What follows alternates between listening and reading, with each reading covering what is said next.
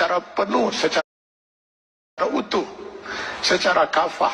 Maka kepada orang yang memilih beriman itu Allah menyeru, ya ayyuhallazina amanu dukhulu fis-silmi kafah.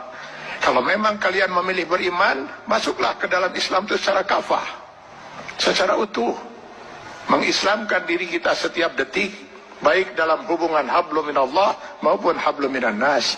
Itulah sebabnya Allah menurunkan 6.666 ayat Al-Quran, yang sebagian dari ayat Al-Quran ini dijelaskan oleh kurang lebih 5.000 hadis Rasulullah SAW. Kenapa harus Allah turunkan ribuan ayat Al-Quran dan ribuan hadis ini? Karena yang mau diatur hidup seorang mukmin itu bukan hanya sekedar sholat, saum, zakat, haji saja.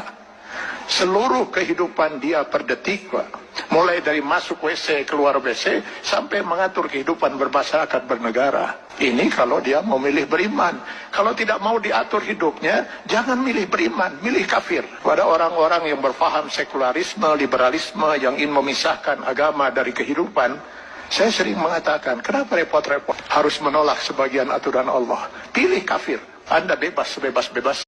Semau hawa nafsu dia, Allah berikan kebebasan sepenuhnya. Silakan baca di dalam Al-Quran atau di dalam hadis Rasulullah SAW. Tidak akan pernah kita temukan satu ayat, satu hadis di mana Allah mengatur kehidupan orang kafir. Orang kafir diberi kebebasan sepenuhnya, mau berbuat apapun di dunia ini. Tinggal dia harus menanggung resiko pilihannya itu di akhirat nanti. Tapi kepada mereka yang memilih beriman, hilang sudah kebebasan ini sepenuhnya. Karena seorang mukmin, dia dituntut untuk Islam. Akar katanya adalah aslama, berserah diri. Yang beriman kepada Allah, dia harus menyerahkan dirinya sepenuhnya kepada Allah. Sepenuhnya dia siap untuk diatur hidupnya oleh Allah Subhanahu wa Ta'ala. Tanpa lagi dia mempergunakan akalnya untuk bertanya, mengapa Allah wajibkan saya berbuat ini, kenapa Allah haramkan saya melakukan ini.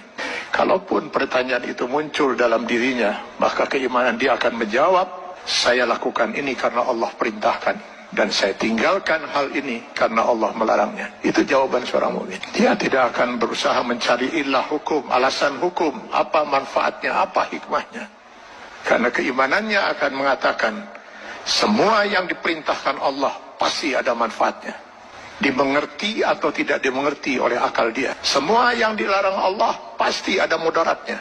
14 abad umat Islam tidak pernah mengerti bahwa dalam daging babi itu terdapat cacing pita. Cacing pita baru ditemukan di akhir abad 18 Masehi. Apakah umat Islam selama 14 abad itu makan daging babi? Tidak. Setiap yang dilarang oleh Allah pasti ditinggalkan oleh seorang mukmin. Maka seorang mukmin harusnya siap untuk mengislamkan dirinya secara penuh, secara utuh, secara kafah. Maka kepada orang yang memilih beriman itu Allah menyeru, ya ayyuhallazina amanu dukhulu fis-silmi kafah. Kalau memang kalian memilih beriman, masuklah ke dalam Islam itu secara kafah, secara utuh, mengislamkan diri kita setiap detik, baik dalam hubungan hablum minallah maupun hablum minan nas. Itulah sebabnya Allah menurunkan 6.666 ayat Al-Quran, yang sebagian dari ayat Al-Quran ini dijelaskan oleh kurang lebih 5.000 hadis Rasulullah SAW. Kenapa harus Allah turunkan ribuan ayat Al-Quran dan ribuan hadis ini? Karena yang mau diatur hidup seorang mukmin itu bukan hanya sekedar sholat, saum, zakat, haji saja. Seluruh kehidupan dia per detik, Pak.